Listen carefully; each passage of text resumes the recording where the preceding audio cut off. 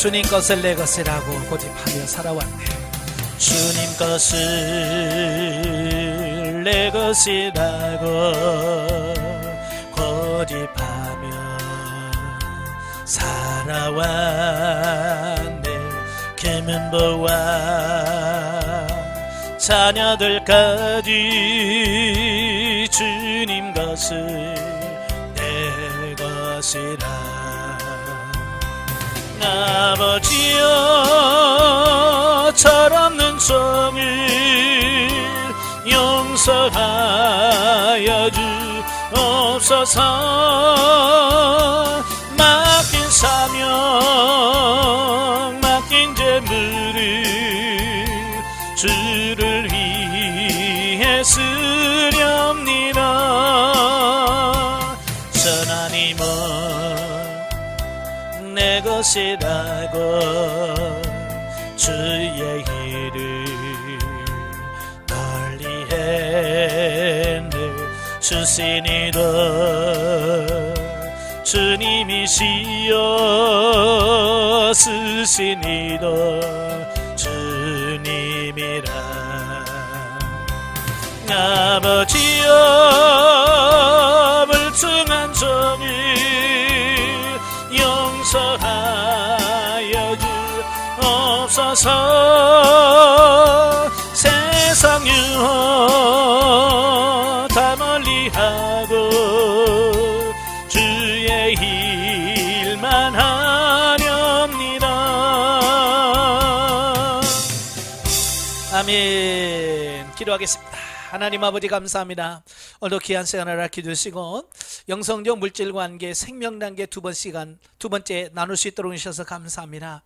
오늘도 강의할 때에 정말로 그 말씀들이 깨달아지게 하시고 그 말씀대로 사라져지는 귀한 은혜가 있도록 도와주옵소서. 시종을 맡겨오며 예수님의 이름으로 감사하며 기도합나이다. 아멘. 이 시간에는 우리 훈련과정 교재 181쪽입니다. 훈련과정 교재 181페이지에 보시면 영성적 물질관계 생명단계 두 번째 시간인데요. 먼저 그 앞에서 생명단계 정의를 한번 보시고 가지요. 177페이지를 보시면 자, 생명단계 정의가 뭐냐? 성도가 신령한 집으로 세워지고 성령님의 지도와 인도를 받아 물질을 심을 때에 하늘에는 상급이 쌓이고 이 땅에는 여러 배로 거두게 되는 생명적인 역사가 풍성하게 나타나는 단계다 그랬어요. 이제 생명 단계 들어가면 이제 우리가 이제 신령한 집으로 세워지잖아요. 이제 신령한 집으로 세워진 다음에 우리가 성령님의 지도 인도를 받아서 물질을 사용할 때에 그 물질이 하나님께서는 기뻐 받으시는 향기로운 제물이 되고 이 땅에서 하나님께서 주시는 것으로 채워주는 이제 그런 부분을 경험하는 어떤 이런 단계다라고 이렇게 보면 되겠어요. 그래서 우리 생명 단계의 특징이 네 가지가 있죠. 첫째는 육신적 차원에서 이익을 초월한다. 그러니까 거둬들이는 안 거둬들이는 상관없이 이제 물질을 심을 수 있는 단계가 되어지고, 두 번째로는 청지기의식이 확고해진다. 그랬어요. 청지기라고 하는 말은 관리하는 사람을 말하거든요. 내 돈이 내 것이 아니라 하나님께서 내게 맡겨주시고 하나님께서 내게 맡겨주신 것을 내가 관리하는 어떤 그런 의식으로 바뀌어지죠. 그 다음에 세 번째가 말씀이 실제되는 것을 풍성히 경험하게 된다 그랬어요. 이렇게 물질 문제를 하나님의 뜻으로 쓰다 보면 정말 세상 모든 만사가 하나님의 말씀대로 되어진다는 것을 깨닫고 인식이 돼요. 그 다음에 네 번째가 모든 것이 생명으로 바뀐다 그랬습니다. 자, 그런다면 자, 오늘 181페이지에 오시면 생명 단계에서 훈련. 자, 여기서 무심코 지나치기 쉬운 함정이 있다. 바로 하나님께 하는 것만큼 내 지체 이웃에게도 심어야 한다는 것이다. 이제 그 본문에 들어가기 전에 제가 아마 여러분 가정에서 목사님들은 이 재정에 대한 물질에 대한 책이 있을 거예요.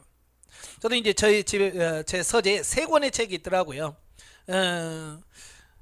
하나가 왕의 재정이라는 책. 다 읽어보셨죠? 아마 안 읽어보신 분은 없었을 거예요. 김미진 간사님이 경험하고 체험한 그 책인데요.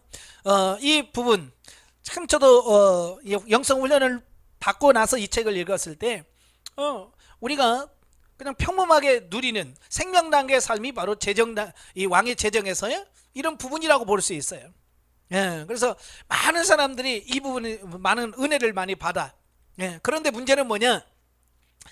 이분이 사는 삶을 안 살아요. 다 이거 뭐야 듣고 아멘 은혜 받았습니다 그러고 안 살아. 그러니까 이분은 누리는데 우리는 못 누려. 근데 그 차이예요. 또 하나가 이 곡간원리라는 책이 있어요. 예, 이 곡간원리라는 책은 앤 젤튼 벤 크로치라고 하는 목사님이 기록을 쓰신 책인데요. 이 목사님은 뭐냐면 곡간에는 뭐냐 비어 있으면 안 된다는 거예요. 뭐든지 곡간에 뭔가 있어야 그 남아있는 곡간의 것을 통해서 물질이 이제 할 수 있다는 거예요. 그러니까 다 쓰지 말라라고 하는 그런 부분인데 어쩌면 우리가 하는 영성 훈련하고 좀 차이가 있어요. 그다음에 세 번째가 이제 축복된 삶이라고 하는 축복된 삶. 로버트 모리스라고 하는 목사님이 기록을 했어요. 근데 이 책을 보면 우리가 말하는 이 영성적 물질 관계에 대한 부분, 특별히 심고 거두는 이 부분에 대해서 그 원리를 설명해 주고 있어요. 그러니까 생명 단계는 아니지만 그래도 심고 거두는 단계에서 이 책을 읽어보시면 많이 도움이 되고 유익하더라라고 하는 것을 보게 돼요. 네. 자, 여기서 특별히 이 축복된 삶을 쓴 이 로버트 모리스 목사님은 뭐냐면 뭘 말하냐? 우리가 말한 것처럼 심고 거둠의 원리를 말씀해 주고 있어요. 예. 그래서 이분들하고 이 세 분들하고 이렇게 보면 김미진 강사나 이 로버트 목사님이라든지 보면 우리와의 차이점이 뭐냐면 이들은 실제로 물질을 심고 거두는 것을 실제로 한다는 얘기예요. 다시 말하면 이론으로가 아니라 실제 삶 속에서 적용하면서 원리를 터득한 거예요. 그러니까 이 로버트 모리스 목사님 같은 경우도 처음에 이 원리를 발견하게 된 게 뭐냐면 자기가 힘들고 어려웠어요. 힘들고 어려웠는데 자기가 차가 있었대. 좀 낡은 차가 있었는데 어느 분한테 그 차를 줘라 그러시더니 하나님께서 우리가 자는 것처럼 미국은 차 없으면 살기 어렵잖아요. 그지? 우리하고 좀 달라서. 그래서 이 목사님이 차를 주라고 그래서 알았습니다. 그러니까 그냥 차를 줬대. 이게 믿음의 순종이죠. 감동이 와서 감동에 순종했대. 그래 하나님께 순종했더니 하나님께서 더 좋은 차를 주시더라는 거예요. 이게 뭐지? 근데 그래서 야 이게 그냥 주라고 그래서 줬더니 하나님께서 더 좋은 걸로 주시네. 근데 이거 원리를 터득한 거예요. 우리가 그동안 제가 심고 거둠의 원리를 계속 설명했잖아요. 이분은 뭐냐면 누가 가르쳐 준 게 아니라 실천하다 보니까 자연적으로 터득을 한 거예요. 그래서 그 다음부터는 하나님께서 어려운 분들에게 너 이거다 얼마 심어라 그러면 그냥 자기가 뭐든 몽땅 가다 심어버려. 거기다 심으면 거기서 더 많은 것을 거두게 하시는 거예요. 그러니까 이분은 쓰는 게 이게 나가는 낭비가 아니구나, 이게 심는 거구나. 그래서 열심히 심어서 이분은 더 큰 사역을 하게 되는 이런 부분을 보게 되는 거예요. 그러니까 제가 이 말씀을 늘 강조하는 이유가 뭐냐면 우리가 이 땅에서 부자 되고 뭐 그런 게 아니라 좀 실천해 보라 그 얘기요. 많은 분들은 이거 가지고 또 기복신앙 아니에요 이라고 말해요.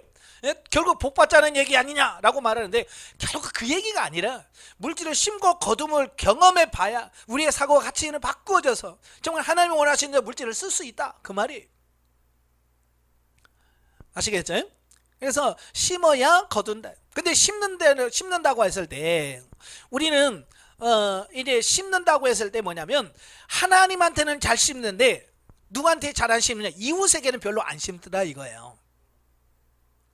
그래서 우리가 하나님 앞에 헌금은 잘해요. 저도 그랬으니까 헌금은 하나님께 11조 안 떼먹고 다 합니다. 뭐 하나님한테 드리는 거요 감사헌금 잘 드립니다. 건축금 다 드려요. 근데 문제는 뭐냐면 이웃에게 얼마나 심느냐라고 하는 거예요. 이웃에게. 여기서 말하는 이웃은 누구일까요? 여기서 말하는 이웃은 누구일까요? 가장 가까운 이웃은 부부예죠. 부부가 제일 가까운 이웃이죠. 그 다음에 자녀들도 어찌 보면 이웃입니다. 그런데 여기서 말하는 이웃이라고 하는 것은 어찌 보면 내 가정은 벗어난 내 가정을 벗어난 사람을 말합니다. 그러니까 내 자녀들도 품에 있을 때는 이웃이 아니에요. 그냥 내 식구지만 이제 결혼해서 출가를 하면 뭐예요? 출가부터는 이웃이에요. 그러니까 내 출가한 자녀를 돕는 것도 이웃을 돕는 거예요. 아시겠죠?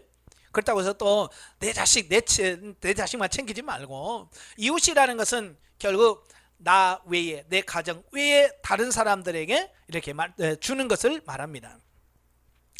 비단 양만큼을 말하는 것이 아니라 그 질에 있어서도 하나님께 하는 것과 동일하게 된다라고 하는 겁니다. 예수님께서 그랬잖아요. 내가 하나님을 사랑해라.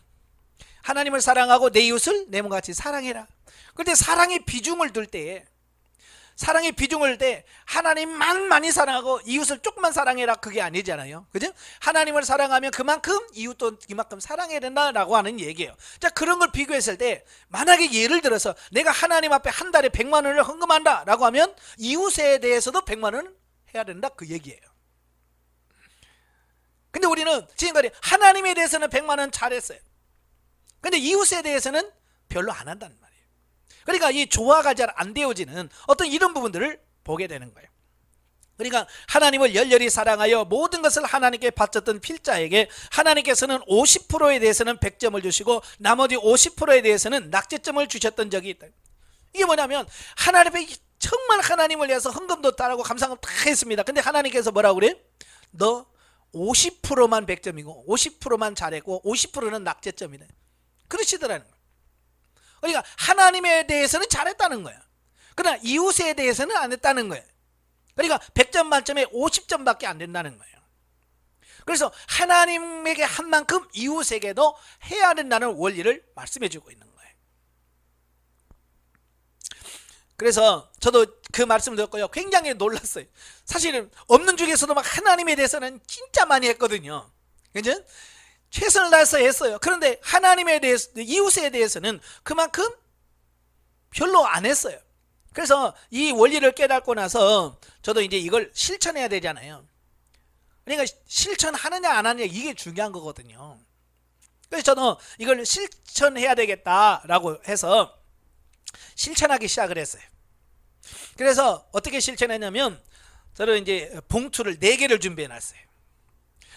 집에 봉투가 4개가 있어요. 그래서 봉투 하나는 11조, 이건 하나님의 것이니까 이거 뭐 불변의 원리잖아요. 그래서 11조는 하나님께 드리는 것, 그 다음에 11조, 그 다음에 하나님의 것. 그래서 하나님께 드리는 헌금을 또 10%를 또 뗐어요.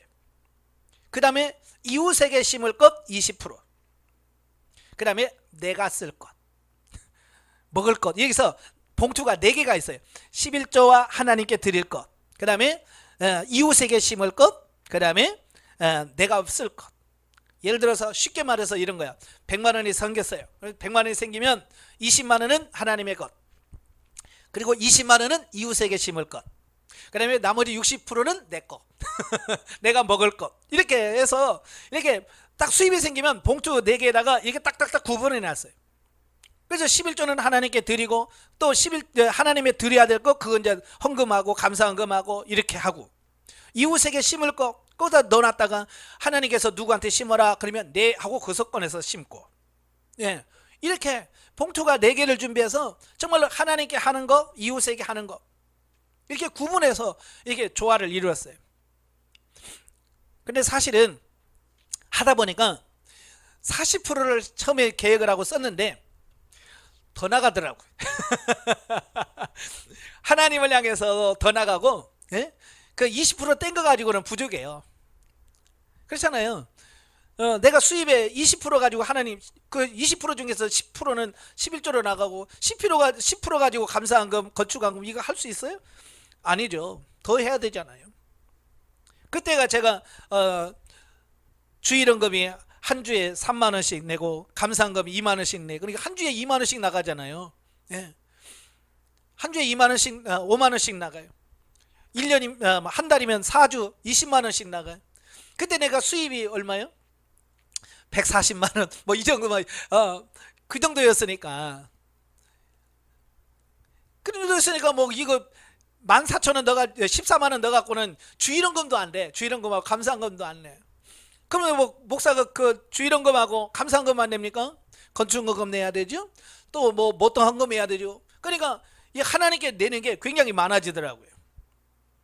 그래서 나중에 보니까 정말 하나님께 드리는 것이 수입의 70%가 돼. 많아져. 그래도 감사한 것이 뭐냐면 내가 이게 아깝다는 그런 생각이 없어지고, 내가 이렇게 드릴 수 있다는 것은 그만큼 내게 있기 때문에 드리는 거잖아요. 그죠? 아무리 뭐 내가 드리고 싶어도 뭐 헌금을 내고 싶어도 내게 없으면 못 내잖아요. 근데 그렇게 낼 수 있다는 그 환경 속에서 하나님께서 그렇게 지켜주셨다는 게 너무 감사한 거예요. 그래서 저도 이제 연말에 되면 연말정산 하잖아요. 성도들도 이제 회사 다니신 분들 연말정산 떼주고, 자 그러면서 제 것도 한번 다 이렇게 결산을 해봐요. 내가 1년에 내가 하나님께 드리는 헌금이 얼마인지 라고 계산해 보면 저도 깜짝 놀래요. 왜? 상상외로 많아. 심지어는요, 교회에서 받는 사례비보다 내가 낸 게 더 많아. 깜짝 놀래.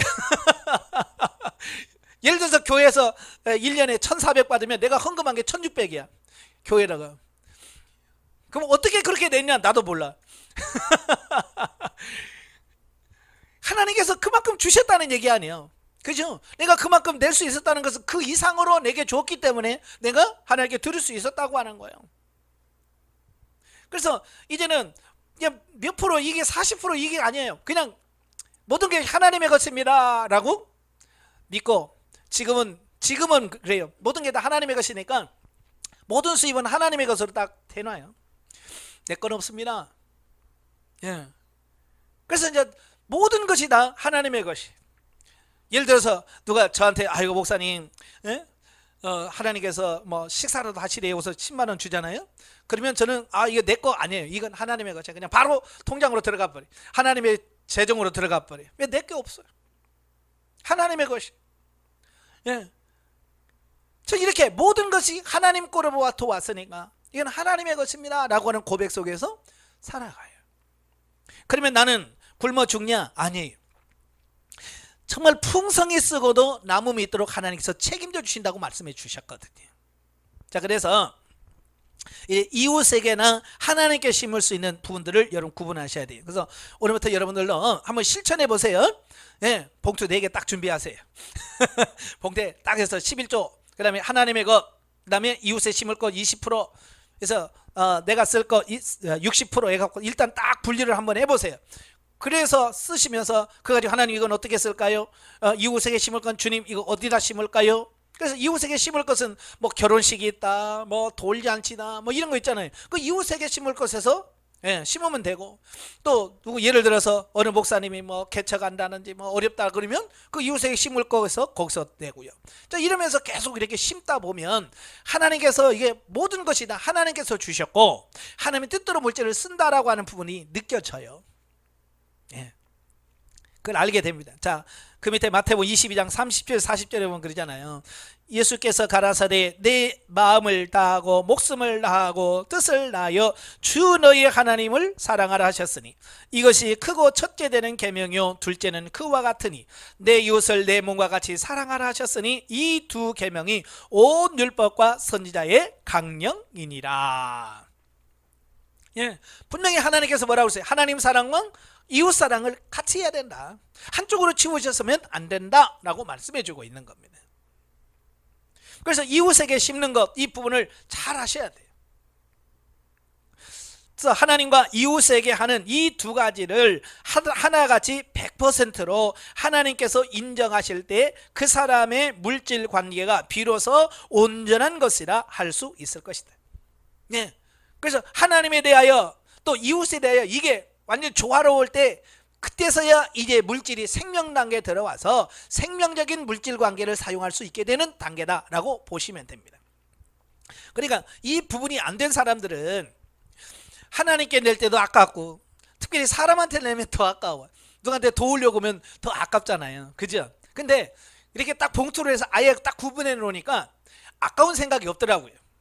어차피 이건 하나님 이웃을 위해서 심을 건데 뭐. 그러니까 그 부분에 대해서 아까운 생각이 안 들더라고. 왜? 이미 이건 이웃을 위해서 심기로 내가 작정해 놓았으니까. 그러니까 예를 들어서 이런 거예요. 누가 결혼한다. 여러분도 그랬잖아요. 누가 청첩장 오면 뭐부터 봐요? 여러분? 누가 청첩장을, 여러분 아는 사람이 청첩장을 보냈어요. 그러면 여러분 뭐부터 봐요? 예?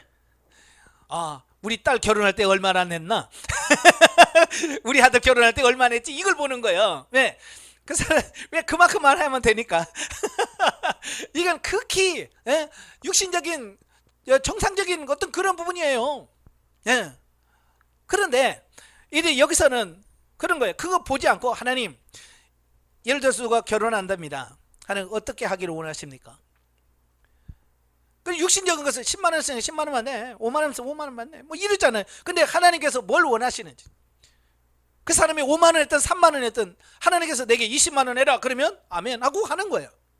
그 사람이 얼마 했든지 상관없이. 그죠? 그러니까 내 기준이 아니란 말이에요. 하나님의 기준으로 할 수 있는 이런 부분이 되어지더라 그 말이에요. 예, 그래서 이제 이웃에게 마음껏 심을 수 있는 이런 부분들이 되어야 돼요.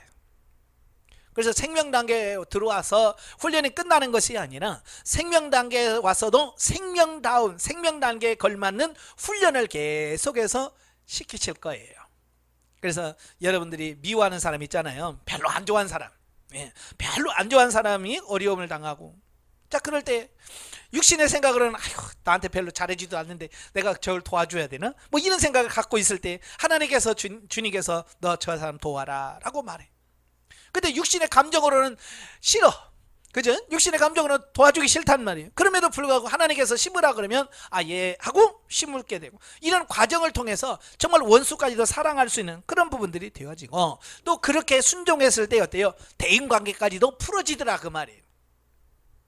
그러니까 평소에 서운한 생각이 평소에 서희가 서먹서먹하고 안 좋았었는데 하나님께서 심으라고 해서 거기다 풍성히 심으면 관계가 달라진다니까요. 자 예를 들어서 이런 거야. 내 아들 결혼할 때 5만 원 냈어요. 근데 그 집 아들 결혼식 한다고 할 때 내가 20만 원 내봐요. 그러면 당장 전화 옵니다. 뭐 이렇게 많이 했어? 그러면서 전화가 와요. 그러면서 어떻게 돼요? 그 관계가 회복이 되는 거예요. 아시겠죠? 만약에 그 사람이 5만 원 했어, 나도 5만 원 하면 아유 5만 원 했네? 그리고 그냥 끝날 거야. 그러나 그 자기가 한 것 이상으로 하면 그 사람의 마음이 감동이 되는 거예요. 그래서 관계가 풀어지고 회복이 되어지는 거예요. 이게 하나님께서 원하시는 거예요. 아시겠죠?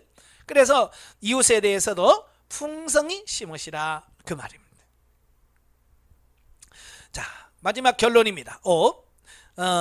결론은, 자 형제들아, 하나님께서 마게도냐 교회들에게 주신 은혜를 우리가 너희에게 알게 하노니 환난의 많은 시련 가운데서 저희 넘치는 기쁨과 극한 가난이 저희로 풍성한 연보를 넘치게 하였느니라. 바로 고린도후서 8장 1절부터 15절 말씀이에요. 그러니까 이 고린도전서는 그때 당시 예루살렘 교회가 굉장히 어려운 상태가 있었어요. 예루살렘 교회가 너무 힘들고 어렵다는 이야기를 듣고 사도 바울이 그 마게도냐와 고린도 교회에다가 그 사정을 얘기하니까 그들이 뭐라고 그랬어요? 그래요? 그럼 우리가 그러면 구제연금을 합시다. 우리가 구제연금을 모아서 예루살렘 어려운 교회를 도웁시다 라고 자기들끼리 결정을 한 거예요. 예. 여러분 고린도 교회라고 뭐 돈이 많고 그런 것은 아니잖아요. 그죠? 저도 해보니까 교회가 크면 큰 대로 물질이 많이 들어가고 적으면 적은 대로 또 물질이 들어가고 그렇더라고요. 돈 없는 교회는 돈 필요 없는 교회는 없더라고요. 다 필요 있어요.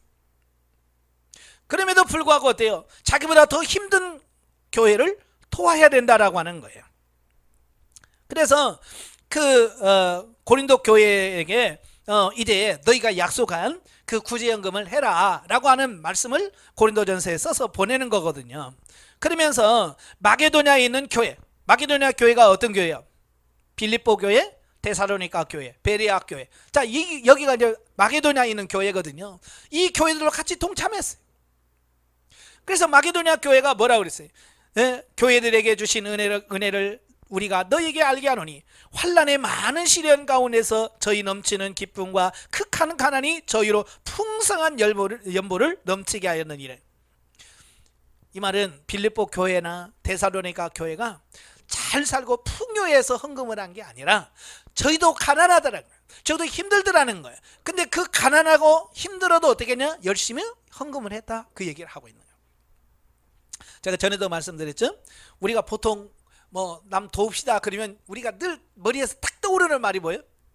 내 코가 석자예요. 나도 힘들어, 나도 힘든데 뭘 도와? 라고 하는 거예요. 그러니까 나도 좀 내가 쓰고 남아야 씹는다라고 하는 가치관을 우리가 다 갖고 있는 거예요. 그죠?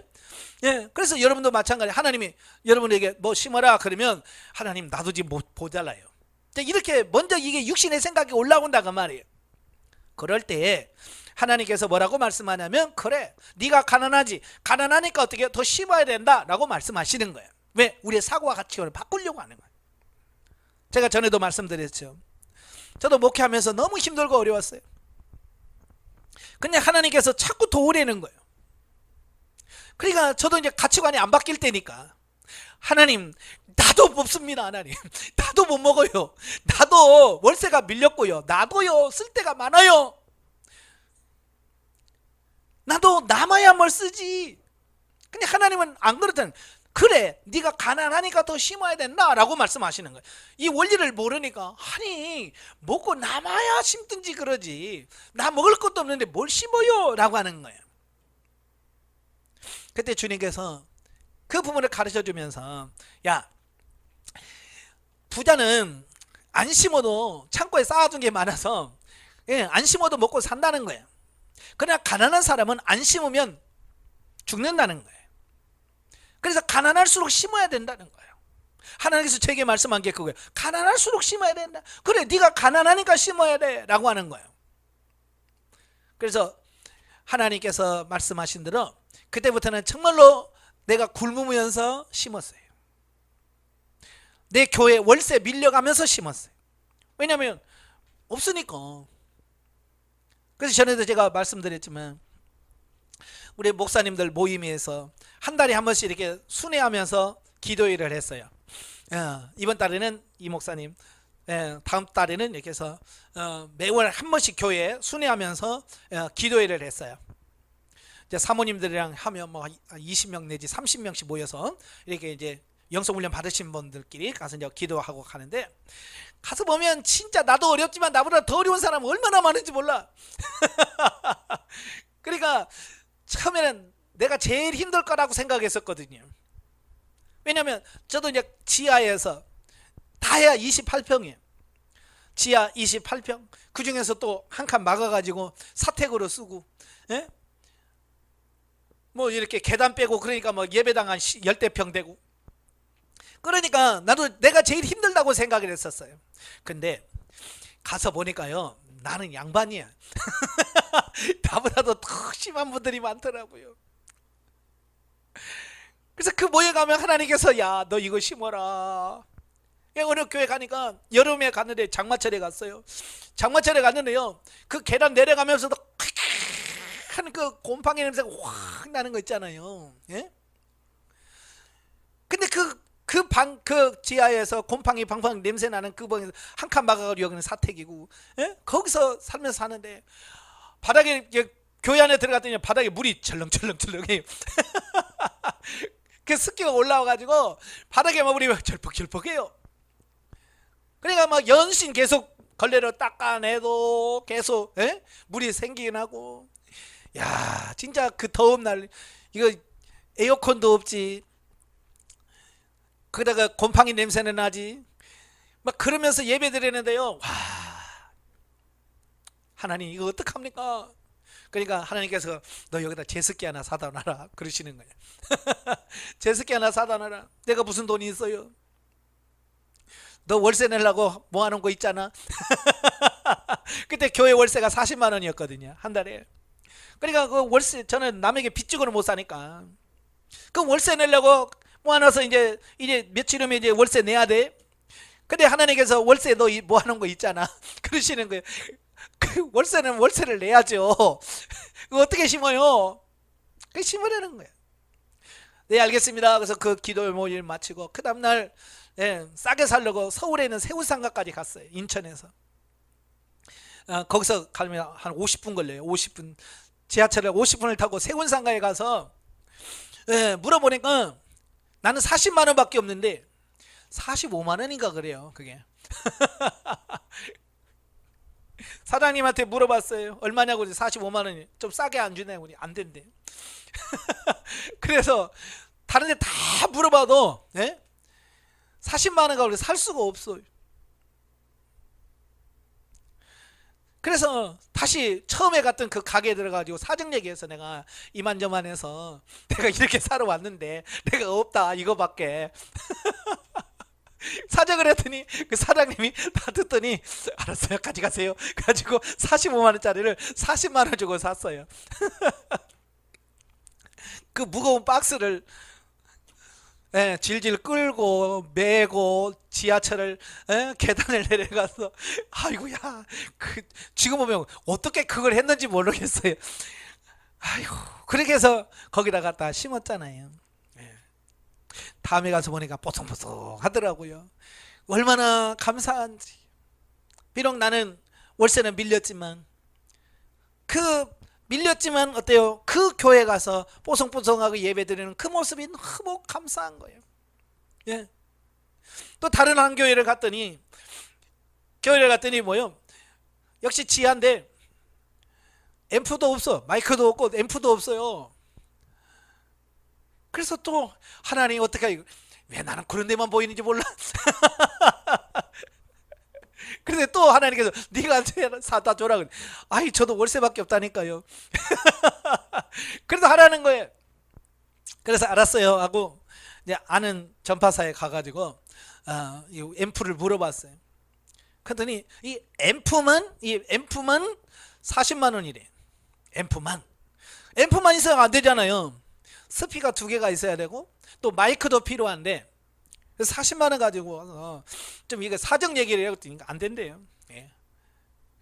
한참 얘기했더니 그분 안수 집사님이시거든요. 안수 집사님이가 그러면 내가 안 쓰는 스피커가 2개 있으니까 헌거 그거 제가 드릴게요. 그래서 40만 원에 앰프 사고 스피커 2개 주고, 근데 마이크가 없네. 마이크가. 그래서 어떻게, 우리 교회에 2개가 있었어요.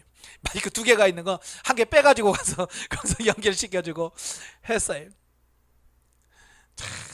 그러다 보니까 월세가 한 달 밀려, 2달 밀려, 3개월 밀려, 4개월 밀려, 6개월, 7개월까지 밀려. 왜? 뭐 하나면 하는 게 심어버리라는 거야. 야, 정말 그때는 정말 힘들었었어요. 그런데 하나님께서 한 번에 딱 해결을 시켜주시더라고요. 어떻게 해결시켜 주느냐? 이제 제가 한 6개월 밀렸을 때, 6개월 막 어떻게 해가지고 밀려서 6개월 밀려가지고 쭉 가는데 주인이 전화가 왔어요. 목사님 좀 봬요. 그래서 아유, 이제 나가라나 보다. 나가라면 나가지 뭐. 그래 갔더니 그분이 그러는 거, 목사님 힘드시죠? 아, 예. 그랬더니 어쨌든 목사님은 이거 못 낼 거니까 그러면 나도 세금이라도 줄이십니다. 그래요. 어차피 목사님 못 내는데 자기는 또 못 받으면서 세금은 세금대로 내고, 그러니까 세금이라도 좀 줄이게 이걸 월세 보증금에서 이걸 까지요. 예. 그 내가 그렇게라도 하자고 해야 되는데 주인이 먼저 제안하는 거예요. 아, 예, 알겠습니다. 고맙습니다. 그랬지 뭐. 그래서 월세에서 쫙 깠어요. 밀린 거 싹 까고 나니까 나는 이제 돈 하나도 없이 월세 밀린 거 다 해결했잖아요. 물론 이제 보증금에서는 줄어들었지만 어쨌든 그렇게 해서 월세 안 밀리게 하나님께서 다 이렇게 해주셔서 하신 거예요. 자, 그런 부분을 보면서 가난하다고 못 심는 게 아니래. 마음이 없어서 못 심는 거지. 바로 여기 말하는 거예요. 돈이 없어서가 아니라 가난해도 얼마든지 풍성한 연보를 넘치게 할 수 있다라고 하는 거예요. 그래서 저희가 힘대로 할 뿐만 아니라 힘에 지나도록 자원하여 이 은혜와 성도 섬긴 일에 참여하여 우리에게 간절히 구하니 우리의 바르던 것뿐만 아니라 저희가 먼저 자신을 주께 드리고 또 하나님의 뜻을 쫓아 우리에게 주었도다. 예. 그러니까 막 자원해서 누가 억지로 시킨 게 아니잖아요. 자원해서 하는 거예요. 자원해서. 그러면서 뭐라고 그래? 저희가 먼저 자신을 주께 드리고. 이게 중요한 겁니다. 하나님은 돈을 원하는 게 아니라 내 자신을 먼저 원하시더래. 예. 그래서 하나님은 내 자신을 드리는 걸 원하시는 거예요. 그래서 헌금은 뭐냐? 내 자신을 하나님께 드리는 표시일 뿐이에요. 그죠? 나를 드릴 수가 없으니까 나를 대신하여 이 예물을 드립니다. 그래서 헌금은 뭐예요? 나를 대신하여 헌금을 드리는 거거든요. 근데 보통 뭐예요? 나 자신은 안 드리고 헌금만 드린단 말이에요. 그러니까 하나님께서 받으시는 헌물이 아니에요. 아시겠죠? 그래서 내 자신을 먼저 드려야 돼. 이러므로 우리가 디도를 권하여 너희 가운데로 시작하였은즉 이 은혜를 그대로 성취케 하라 하였도다.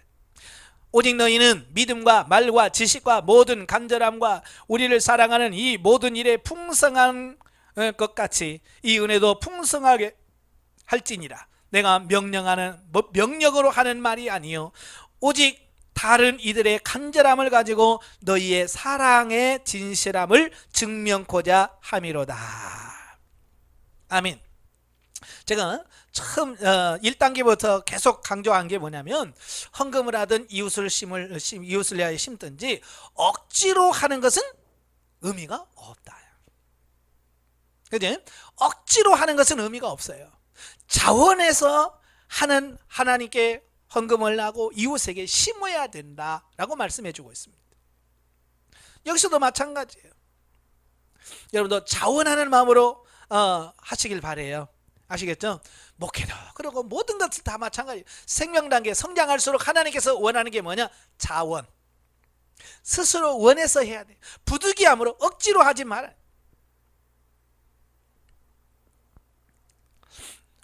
우리 주 예수 그리스도의 은혜를 너희가 알거니와 부유하신 자로서 너희를 위하여 가난하게 되시면 그의 가난함으로 인하여 너희로 부유케 하심이로다. 이 일에 내가 뜻만 보이노니 너희는 이것은 너희에게 유익함이라. 너희가 1년 전에 행하기를 먼저 시작했을 뿐만 아니라 원하기로 하였은즉 이제는 행하기를 성취할지니 마음에 원하는 것과 같이 성취하되 있는 대로 하라. 할 마음만 있으면 있는 대로 받으실 터이요 없는 것은 받지 아니하시리라. 예, 중요한 거예요. 하나님께서 없는 것까지 달라고 안 하셔요. 내가 있는 것, 내가 가지고 있는 것 중에서도 얼마든지 할 수 있는 부분만큼만 하나님께서 하길 원하시더라라는 겁니다. 물론 하나님께서 훈련하실 때는요, 훈련하실 때는 없어도 시키실 때가 많아요. 그죠? 훈련할 때는 보통 훈련할 때는 없어도 하실 때. 저도 이제 생명당에 들어오니까 하나님께서 섬기라고 하는 거예요. 저는 지난주에 말씀드렸죠. 저희 어머님한테 명절에 가면 용돈을 드려야 되잖아요. 그 전에는 제가 목회하면서 용돈을 못 드렸어요. 왜? 개척교회 목사가 무슨 돈이 있어. 그죠? 그러니까 겨우 갈차비 갖고 가는 거예요. 갈차비 가지고 시골집에 가면 어머니가 올차비는 주시고 또 용돈도 주시고 그러니까 그냥 갈차비만 갖고 가는 거예요. 근데 어느 날 주님께서 뭐라고 말씀하냐면 너희 어머니에게 용돈을 드리라는 겁니다. 늘 갈 때 갈차비만 갖고 가는데 내가 무슨 돈이 있어요. 그죠? 그래서 하나님 얼마요? 그래서 20만 원이래. 근데 내가 뭐 수중에 돈이 있어야지. 그래서 현금 서비스를 받았어요. 현금 서비스를 카드에서 현금 서비스 20만 원 받아가지고 봉투에 넣어서 어머니한테 드렸어요. 어머니가 안 받으려고 하죠. 예? 네가 무슨 돈이 있다고. 딱 그럴 때 하나님께서 내게 이제 주실 거예요. 이제 제 걱정하지 마세요 하고 보면 이제 드렸어요. 현금 서비스 받아가지고 없는 거 빌려갖고 냈어요. 그랬더니 하나님께서 그 이후로부터 하나님께서 서서히 물질의 문제를 풀어주시더라고요. 예, 이 문제를 풀어주시는 거예요. 그래서 이렇게 하나님께서 훈련 차원에서 그렇게 하시면 순종하면 돼요. 아시겠죠? 자, 제가 생명당에 들어갔을 때 저 부산 후에 양산, 저 부산 위에 양산이라는 곳이 있어요. 그것이 제가 고등학교 졸업하고 처음 직장을 구할 때 가서 일했던 곳이에요. 그래서 그곳에 가서 교회에 등록을 해서 교회를 다녔는데, 거기서 교회를 건축한다는 거예요.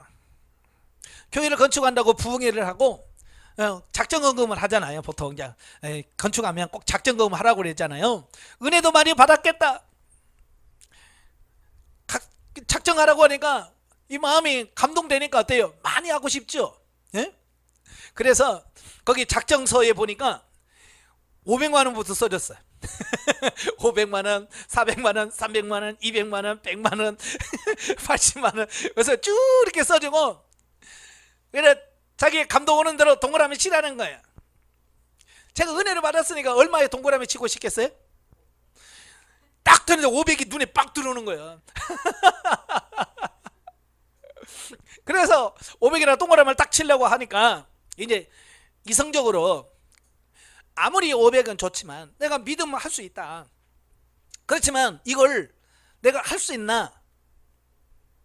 하나님 앞에 주님, 내가 이건 못할 것 같네요. 왜냐하면 그때 당시 제가 고등학교를 막 졸업하고 가서 한 달 일해서 받는 월급이 10만 5천 원이었어요. 10만 5천 원인데 거기서 한 달 내가 기숙사에 머물면서 밥 먹는데 밥값이 얼마 나가냐? 2만 3천 원에서 2만 5천 원 정도 나가요. 그러니까 밥값 떼고 내게 순수하게 돌아오는 게 8만 원 정도 들어와요. 그러니까 8만 원 받아가지고 500만 원 내려면 몇 년을 해야 돼요? 1년 내 해봐야 내가 100만 원 내는 거예요. 100만 원도 못 내는 거예요. 하나도 안 쓰고 그냥 밥값 떼고 나서 받으면 바로 헌금을 해도 5년을 해야, 이제 뭐 1년에 이렇게 올라간다고 치도 5년은 해야 이게 500만 원을 하겠더라고요. 이건 아니다. 그래서 제가 할 수 있는 건 20만 원에다 동그라미를 치고 20만 원을 작정을 했어요. 그래서 독한 마음으로, 그래 내가 3개월만 내가 한번 해보자.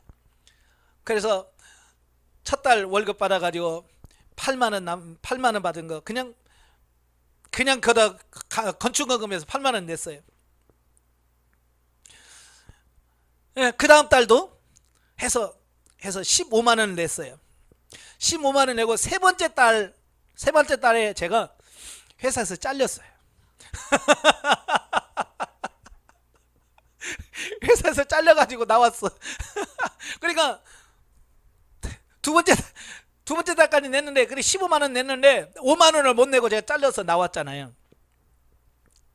그때는 회사에서 이 열흘 동안 이 월급치는 안 줘요, 다. 그죠? 꼭 이렇게 안 주고 이렇게 꼭 며칠을 이렇게 남겨놓더라고요. 그래서 나중에 퇴사하고 그 월급날 오면 그걸 준다고. 그래서 아니 여기 전라북도에서 거기까지 가는 차비만 해도 얼마나 들어요? 그래서 내 친구한테 부탁을 했지. 도장 주면서, 야 네가 월급날에 이거 내 대신 타가지고 그걸 해. 그러면 아마 5만 원은 넘을 거야. 그래서 20만 원 다 될 거라고 생각을 했어요. 그래서 내라 그랬더니 그 친구가 그냥 몇 년 후에 만난 거예요. 몇 년 후에 만났는데 너 냈냐? 그러니까 야, 안 주더라. 본인이 와야 되는데 본인이 와야지, 본인이 아니면 안 준대. 그럼 안 냈단 말이야. 이제 그 뒤에는 안 낸 거 그때 산 거예요. 몇 년 지나서. 그 다음부터는 걸리는 거야. 하나님 앞에 약속했잖아요. 이건 그 20만 원을 작정하고, 이건 사람 앞에 작정한 게 아니잖아요. 하나님 앞에 작정한 건데 내 친구가 못 찾아서 안 냈다는 거예요. 그게 마음에 걸리는 거예요. 그 5만 원을 해야 되는데 5만 원을 해야 되는데 그게 늘 걸리는데, 그때 내가 뭐 전도사로 있으니까 그걸 할 수 있는 그게 안 되니까 1년 가고 2년 가고 3년 가고 10년이 가고, 거의 한 15년 갔어요. 15년이 걸린 어느 날에 그 교회 목사님이 저한테 전화가 왔어요. 권 목사, 우리 교회 여성도들이 영성 수련회를 하는데 와서 좀 이것 좀 인도 좀 해줘. 그러시더라고요. 그 목사님이. 아, 예, 알겠습니다. 그 대답을 해놓고 기도를 하는데 너 그거 안 낸 거 있잖아. 그 벌써 15년이 지났잖아요. 15년이 지난 건데 하나님께서 그거 너 갖다 내라. 그러시는 거야. 그러면 하나님 그 5만 원을 그러면 5만 원하고 그때하고 가치가 다르잖아요. 그걸 얼마를 내야 돼요? 그랬더니 그 레위기 22장의 말씀을 기억하게 하시면서 야, 소를 남의 걸 훔쳐서 팔면 5배를 무너니라. 양을 잡아 훔쳐다가 하면 4배다. 자, 그 말씀을 주시는 거예요. 알았습니다. 그럼 제가 5배 드리죠. 5배 드리죠. 근데 내가 뭐 돈이 있어야지. 그래서 또 현금 서비스를 받은 거예요. 25만 원 현금 서비스 받아가지고 거기 집회하러 가면서 그걸 준비해가지고 가서 이제 목사님하고 식사하면서 그 얘기 쭉 하면서 제가 그때 5만 원 드리지 못한 거 15년이 지났지만 제가 이렇게 드립니다 하고 그 25만 원을 이렇게 드렸어요. 그래 목사님이 야, 이런 사람 처음 봤다는 거야. 그때 작정하고 은혜롭게 작정을 했는데 사람들의 마음이라는 게 그렇잖아요. 그냥 막 은혜 받으니까 막 50만 원, 30만 원 막 해놓고 나처럼 계산해 보니까 이게 그게 낼 수 있는 형편이 안 되는 거야. 그때 당시 뭐 공순이 공돌이 뭐 10만 원, 12만 원, 13만 원 받을 때니까 그렇잖아요. 나는 가족도 없고 그때 20살이었으니까 뭐 그냥 나 혼자 그냥 안 먹고 안 쓰면 되니까 그건 됐지만 가족들이 있는 분들 이런 참 어려워요. 그러니까 그게 힘들어서 교회를 떠난 성도가 많았대. 작정해놓고 그걸 못하니까 양심에 끌리니까 그냥 교회를 옮겨버리고 떠나가 버리고 이래가지고 안 낸 사람이 있었다는 거예요. 근데 나는 15년이 지난 다음에 그걸 갖다 줬으니까 목사님 참 특이하다고 그러시더라고요. 그래서 2박 3일 수련회를 잘 마치고 수요일날까지 하고 이제 목요일날 올라오는데 사례비를 굉장히 많이 주시더라고요. 사례비를 굉장히 많이 주셨어요. 그때 당시 나는 상상하도 못한 돈을 50만 원 주더라고요.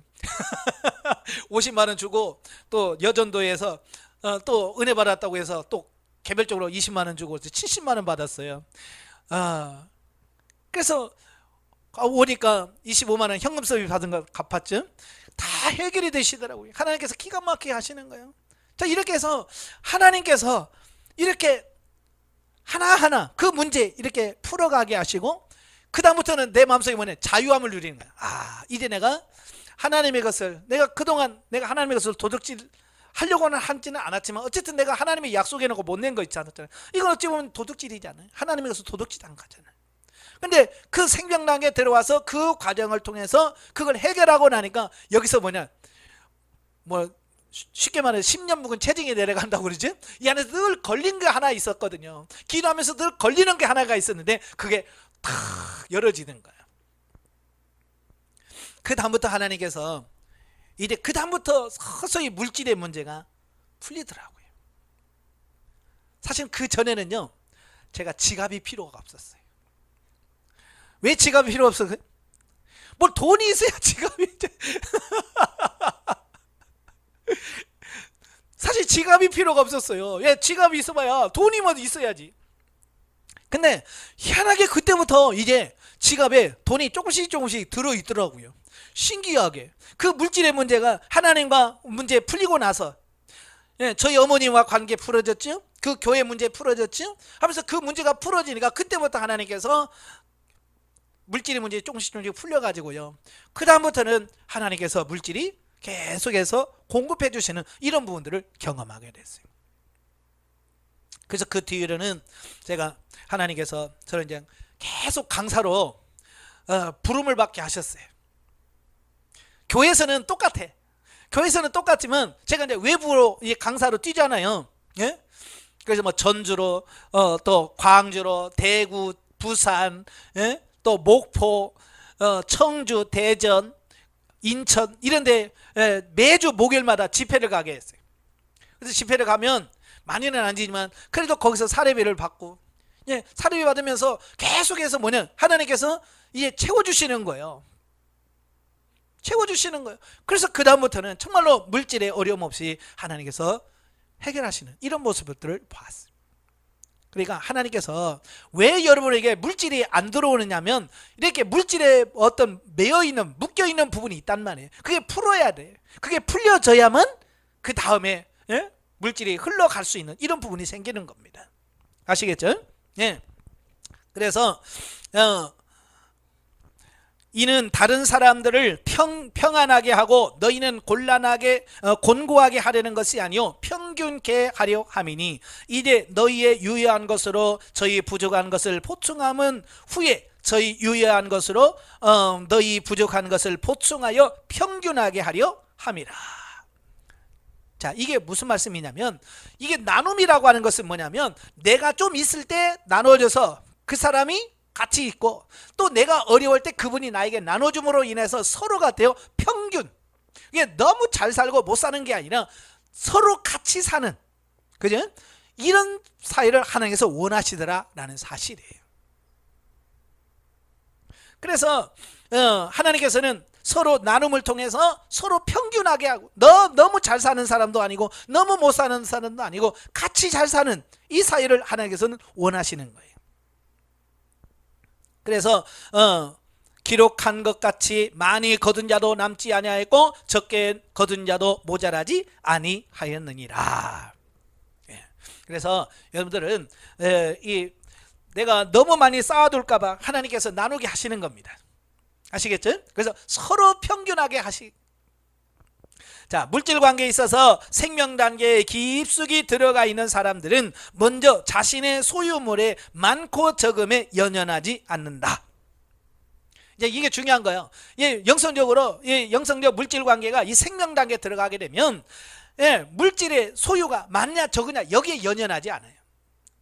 참, 예전에는요, 내 기분이 뭐에 따라 달라지냐면 지갑에 현금이 얼마나 있느냐. 여기 있어서 내 지갑에 돈이 좀 있으면 좋고, 내 지갑에 돈이 없으면 좀 뭐라 그럴까요, 자신감이 없고 이렇게 돼요. 사실은 보통 사람들이 다 그렇거든요. 그죠? 그래서 보통 사람들을 보면 똑같아. 돈 있는 사람은 어깨에 힘주고 살고, 돈 없는 사람은 주눅들어 살고, 그게 세상 사람들이 가지고 있는 가치관이에요. 그런데 이 생명 단계에 들어가게 되면 그걸 초월해요. 그래서 많고 적다고 해서 기죽을 것도 없고, 많다고 교만할 것도 없고, 없다고 기죽을 필요도 없어요. 그래서 이 소유물의 많고 적음에 연연하지 않게 된다. 그래서 많으면 많은 대로, 적으면 적은 대로 하나님이 원하시는 뜻에 따라 사용한다라는 겁니다. 그래서 많으면 많은 대로 하나님의 뜻을 위해서 쓰고, 적으면 적은 대로 또 쓰면 되는 거예요.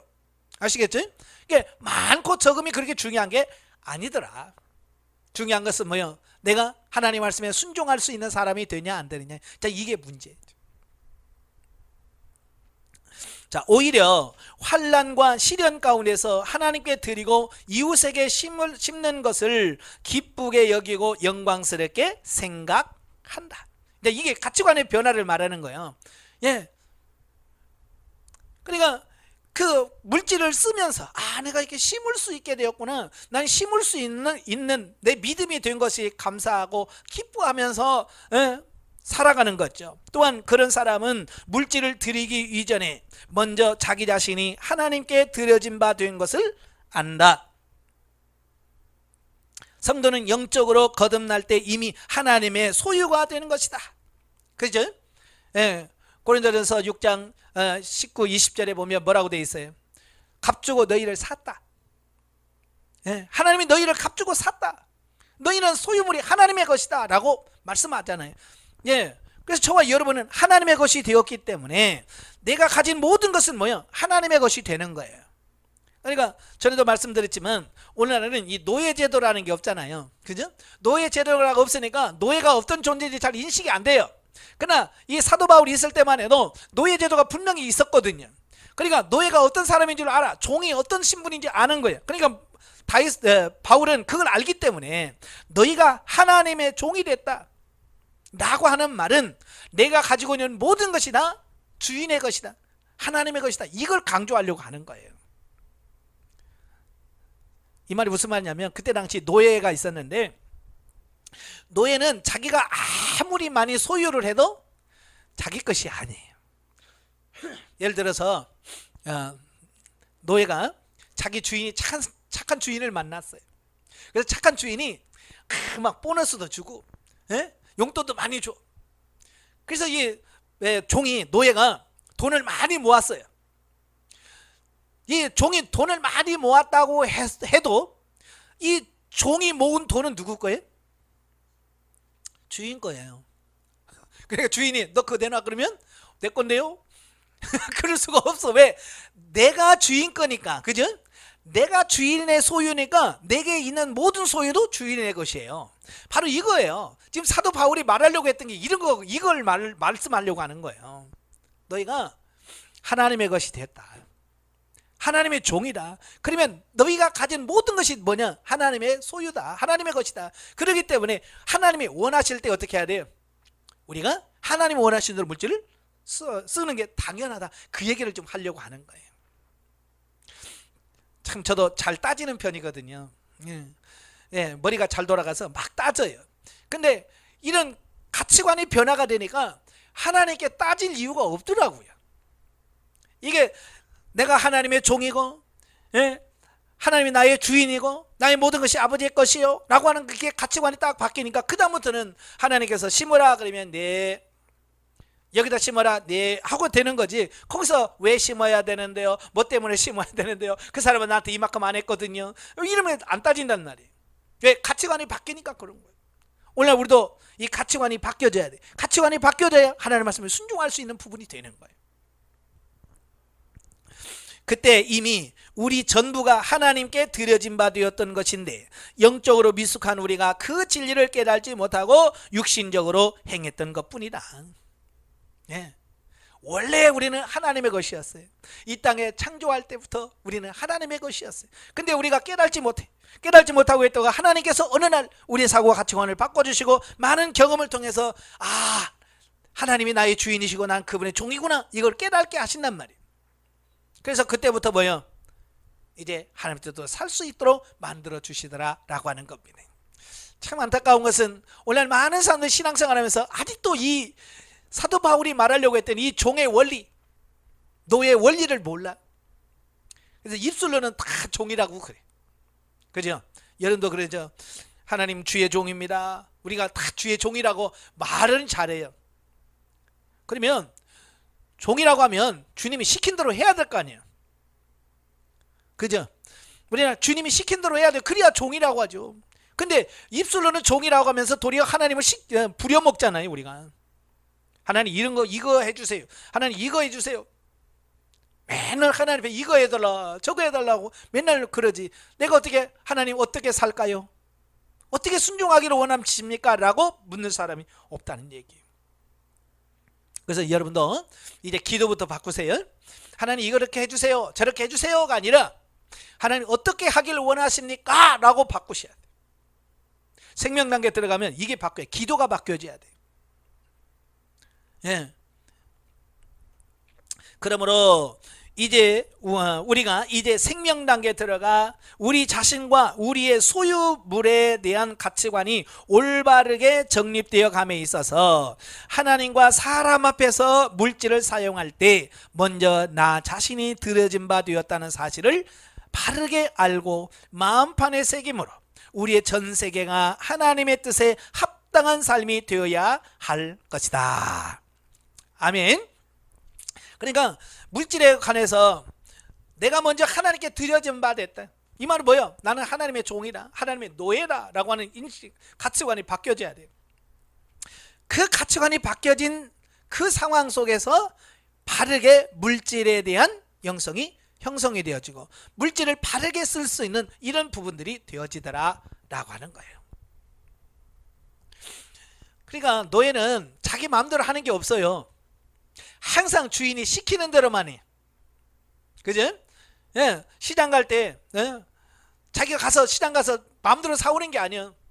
주인이 야 시장 가서 이거 사와라 네 하면 그거 가지고 가서 주인이 시키는 대로 이것저것 그 주인이 원하는 것만 사오면 되는 거예요.